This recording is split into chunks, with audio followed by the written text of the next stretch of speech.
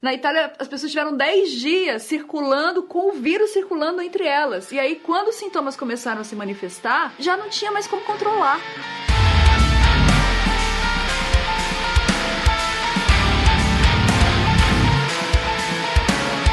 Dia 21 de março de 2020. Este é o 24º dia desde o primeiro diagnóstico do coronavírus no Brasil. Desde lá, 1.108 casos foram diagnosticados e 18 mortes foram registradas. Segundo todos os especialistas, as previsões não são boas. A expectativa é que o número cresça exponencialmente. Vocês vão encontrar na internet vídeos em que eu falava, não há motivo para pânico, nós temos que levar a vida normal, eu mesmo estou levando vida normal. Mudou. Nós temos agora uma epidemia que está se disseminando, o vírus está se espalhando, a gente não sabe exatamente onde ele se encontra, então reforcem as medidas de precaução, as medidas Aos poucos, a população percebe que o Covid-19 não é apenas uma gripe, é muito mais contagioso e perigoso, principalmente pela grande porcentagem de pessoas que precisam de internação hospitalar. Uma característica especial do coronavírus o faz ainda mais perigoso. Parte dos indivíduos contaminados pelo Covid-19 são assintomáticos, ou seja, não apresentam sintomas, conforme nos explica a professora do Programa de Pós-Graduação em Promoção da Saúde e doutora em Saúde Coletiva, Daniele Moura. No dia 16 de março, foi publicado na revista acadêmica Science um estudo que demonstra que em Wuhan, na China, os pacientes que não apresentavam sintomas aparentes ou que apresentaram sintomas leves, foram responsáveis por 79% das infecções registradas. E aí a gente para e pensa, e agora, né? Qual é o alerta que o estudo traz para a gente? A primeira coisa é pensar, qual é o papel da pessoa infectada, mas que está sem sintomas, dentro de uma cadeia de transmissão. Depois que uma pessoa ela é infectada por um vírus, esses vírus eles vão se replicar no nosso organismo e eles tendem a estar presentes na nossa corrente sanguínea antes da manifestação de sinais ou sintomas, assim como também podem estar presentes no pulmão antes mesmo do início de uma febre, uma tosse ou um espirro. Ou seja, a pessoa ainda não tem sintomas, ela é uma pessoa assintomática, mas ela pode estar expelindo partículas de vírus. Nesse momento, todas as escolas já suspenderam as suas aulas. Antes, a paralisação, que seria de 15 dias, já foi prorrogada e, na maioria dos casos, para 30 dias ou mais. A recomendação é não sair de casa. Aí, nesse cenário, nesse contexto todo de síndromes gripais, o que é que a OMS vem recomendando? É o isolamento social. Então, o isolamento social é uma forma de conter a transmissão e o aumento do número de casos. Mesmo aqueles que não possuem ainda sintomas podem estar transmitindo a doença. Fica o alerta.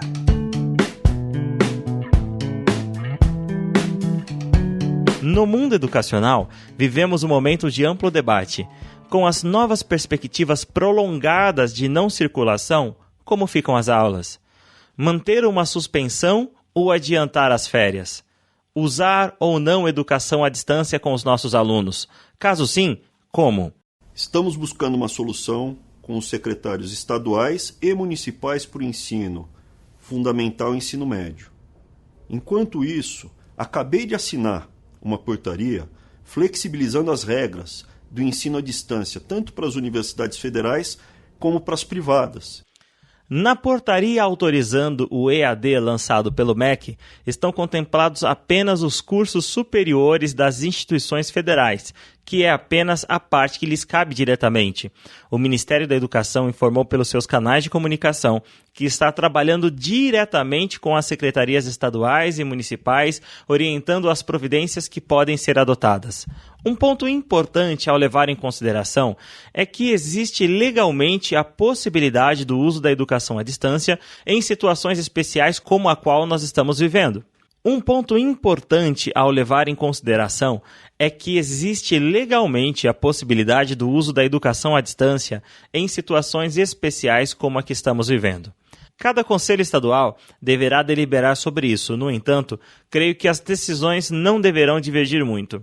Por exemplo, em São Paulo, de onde vos falo, a deliberação do Conselho Estadual de Educação número 177 de 2020 traz logo no seu início um recorrido de leis, artigos, portarias e outros documentos normativos que embasam legalmente a possibilidade de uso do EAD, como, por exemplo, o artigo 32 da Lei de Diretrizes e Bases da Educação, que afirma que o ensino fundamental será presencial, sendo o ensino à distância utilizado em complementação da aprendizagem ou, e aí é uma parte muito importante, em situações emergenciais.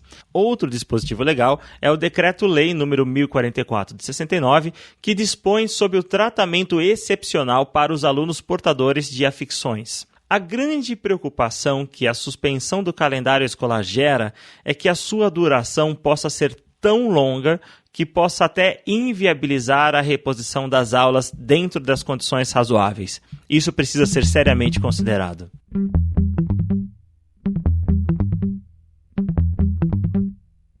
Bom, então, para um plano de contingência é super importante, em primeiro lugar, que a gente não tente reproduzir a experiência escolar de forma alguma. A experiência escolar ela é muito única. A presença da criança na escola, as rotinas, o contato com os colegas, os vínculos que são criados entre estudantes e professores, isso vai ser bem difícil, na verdade, isso é impossível de ser reproduzido em casa. Você está ouvindo a consultora educacional Ana Paula Gaspar.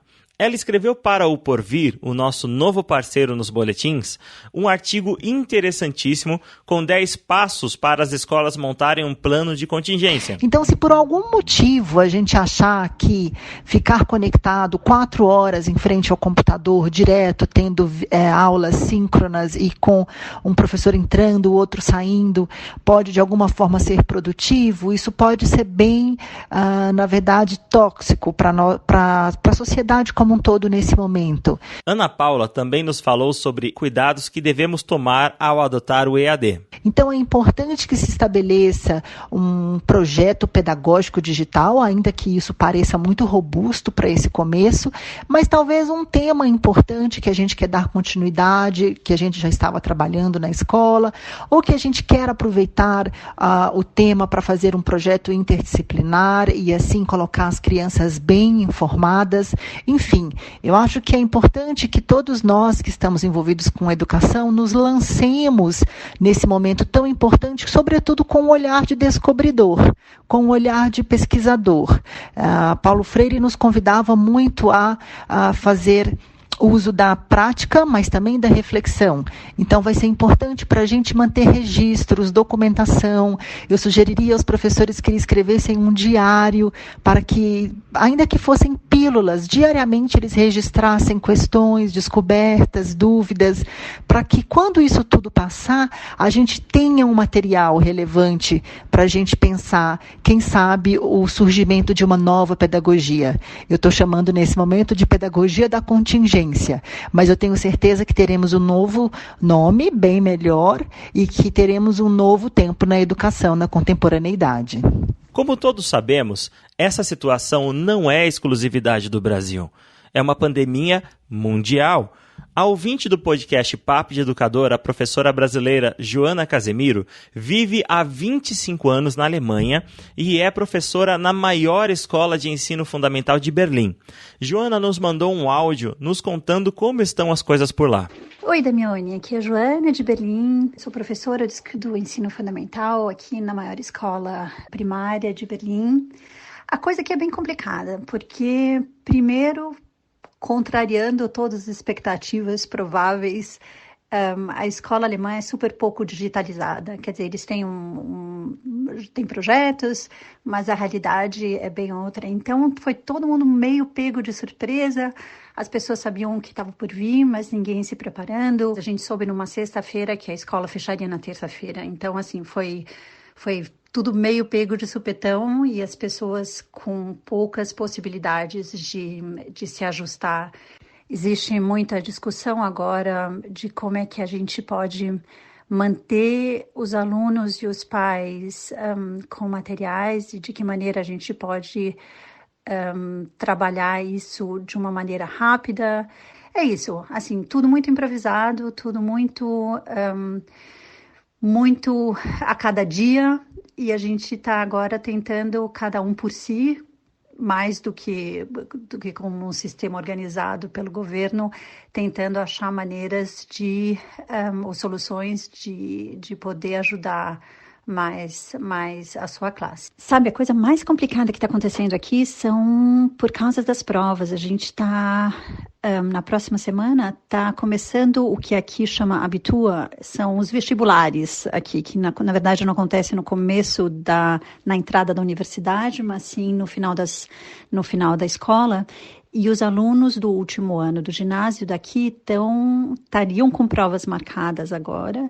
E isso está sendo uma grande, grande discussão, porque essas provas são, em parte, sobre a organização da escola, da própria escola, e, por outra parte, uma outra etapa é organizada centralmente.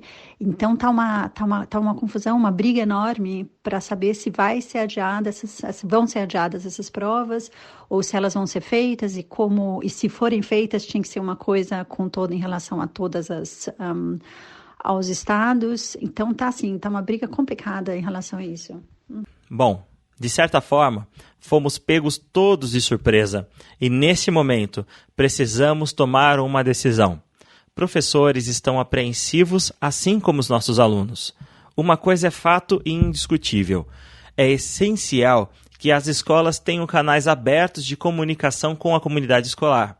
Sejam grupos de WhatsApp com pais, seja um podcast, um canal do YouTube ou redes sociais. É importante acalmar os ânimos e mostrar para os pais que vivemos numa situação excepcional. Não há protocolos prontos para isso. É um momento de diálogo entre governo e escola, escolas e famílias, alunos e professores e, principalmente, professores com professores. Em um dos grupos de WhatsApp que participo, em meio a uma discussão sobre o uso ou não do EAD, o professor Maurício Bronzato, do Instituto Federal de São Paulo, Campus Alto, fez uma importante reflexão que, com a autorização dele, eu compartilho aqui com vocês. Eu fico reticente quanto a uma implantação do EAD em substituição às aulas a toque de caixa, para não parar a produção, para oferecermos respostas rápidas quando não as temos suficientemente. Trata-se de um estado de exceção e é uma oportunidade para repensarmos muita coisa, cuidarmos dos alunos e uns dos outros, aliviando ansiedades, estando virtualmente presentes nas semanas dos alunos, com ofertas de conteúdos para mantê-los aquecidos e esperançosos. Não gostaria que nossa decisão como instituição privilegiasse dias letivos e calendários em detrimento de pessoas e sua formação, embora tenha respeito por essas formalidades. Poderia ser um momento para esquecermos a grade, aliás, para girar as chaves delas e tratarmos transversalmente temas em ebulição no momento. Por exemplo, o desamparo a que os trabalhadores informais estarão relegados, a desigualdade social, a morte, a velhice, as tecnologias, entre tantos outros temas.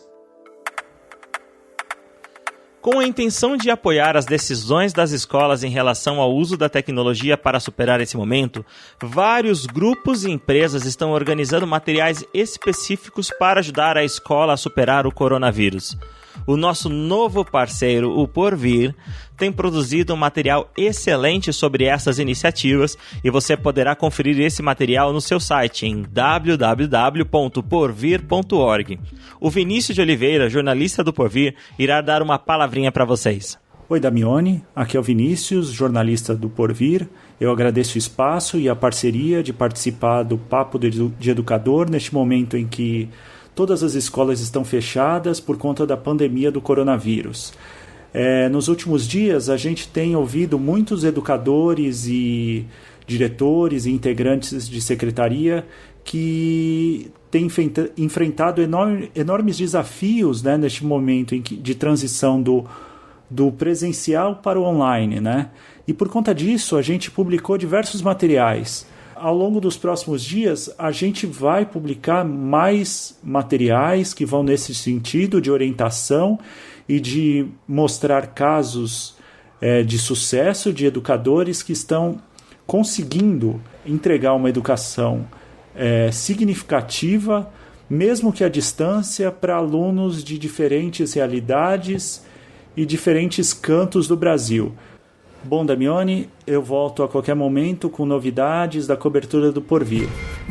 Obrigado pelo espaço e um abraço. Este foi o segundo boletim A Escola contra o Coronavírus, uma produção especial do podcast Papo de Educador e agora com o apoio de conteúdo do Porvir. Você poderá encontrar os próximos boletins diretamente no nosso site em www.papodeeducador.com.br. Você também poderá encontrá-lo no podcast Papo de Educador pelo Spotify ou então nas nossas redes sociais e agora também no YouTube.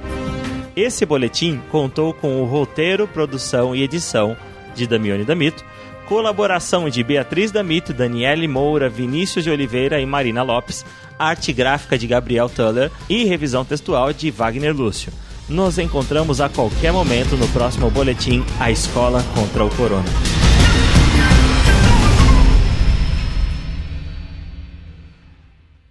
Podcast Papo de Educador.